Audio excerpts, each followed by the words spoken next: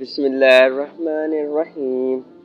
آج ہم بات کریں گے مغرور بادشاہ اور غریب بڑھیا کا واقعہ۔ یہ واقعہ کسی مستقل حدیث یا قرآن کی آیت سے منسلک نہیں، لیکن اسلامی تاریخ اور بزرگان دین کے واقعات میں ملتا ہے۔ اس کا مقصد تکبر کے انجام اور اللہ کی قدرت کو سمجھانا ہے۔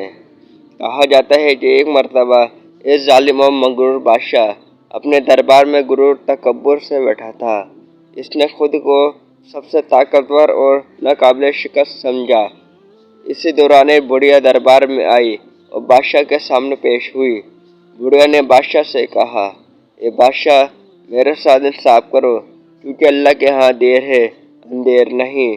بادشاہ نے غرور سے ہنستے ہوئے کہا، مجھے اللہ کے عذاب سے کوئی خوف نہیں، میں دنیا کا سب سے بڑا حکمران ہوں، میرا حکم ہی سب کچھ ہے۔ بڑھیا نے کہا، اے بادشاہ، فرعون بھی خود کو سب سے بڑا سمجھتا تھا، مگر اللہ نے اسے سمندر میں غرق کر دیا۔ نمرود نے بھی اپنی بادشاہت پر گھمنڈ کیا تھا، لیکن اللہ نے ایک ننھے مچھر سے اس کی جان لے لی۔ کیا تو ان سے زیادہ طاقتور ہے؟ بادشاہ بڑھیا کی بات سن کر غصے میں آ گیا اور اسے دربار سے نکال دیا، مگر اللہ کی قدرت کا نظارہ کچھ ہی دن بعد دیکھنے کو ملا۔ بادشاہ شدید بیماری میں مبتلا ہو گیا۔ اس کے جسم گلنے لگا اور اس کے اپنے لوگ بھی اس سے نفرت کرنے لگے۔ چند دنوں میں وہ تخت سے گر کر فقیر کی طرح مر گیا اور اس کی لاش کو کوئی اٹھانے والا نہ تھا۔ قرآن و حدیث کی روشنی میں تکبر کا انجام۔ اللہ تعالیٰ سورہ اسراء میں فرماتے ہیں، وہ زمین میں اکڑ کر مت چل، بے شک تو زمین کو پھاڑ نہیں سکتا اور نہ پہاڑوں کی بلندی کو پہنچ سکتا ہے۔ رسول اللہ صلی اللہ علیہ وسلم نے فرمایا، وہ شخص جنت میں داخل نہیں ہوگا جس کے دل میں رتی برابر بھی تکبر ہوگا۔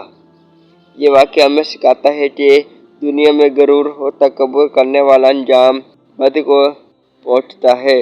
نمرود، فرعون اور کئی دوسرے مغرور بادشاہوں کی مثالیں ہمارے سامنے ہیں۔ اصل عزت اللہ کے سامنے عاجزی اور انکساری میں ہے۔ اللہ ہمیں تکبر سے بچنے اور عاجزی اختیار کرنے کی توفیق عطا فرمائے۔ یہ واقعہ اسلامی تاریخ اور صوفیانہ روایات میں مشہور ہے، جو تکبر کے انجام اور اللہ کی قدرت کو سمجھانے کے لیے بیان کیا جاتا ہے۔ کہتے ہیں کہ ایک مغرور بادشاہ تھا جو اپنی سلطنت، دولت اور طاقت پر فخر کرتا تھا۔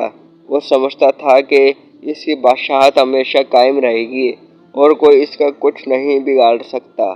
ایک دن یہ درویش بادشاہ کے دربار میں آیا۔ بادشاہ نے اسے حقارت سے دیکھا اور کہا، اے درویش، تو فقیر اور بے سہارا ہے، تیرے پاس نہ دولت ہے، نہ زمین، نہ طاقت، پھر بھی تو خوش کیسے رہتا ہے؟ درویش نے مسکراتے ہوئے جواب دیا، اے بادشاہ، میں اس اللہ پر بھروسہ رکھتا ہوں جس کے خزانے ختم نہیں ہوتے، جو بادشاہوں کو فقیر اور فقیروں کو بادشاہ بنا سکتا ہے۔ بادشاہ ہنسا اور کہا، یہ سب قصے کہانیاں ہیں، میں خود اپنی قسمت کا مالک ہوں۔ درویش نے کہا، اے بادشاہ، کیا تو جانتا ہے کہ کل تجھ پر کیا گزرے گی؟ بادشاہ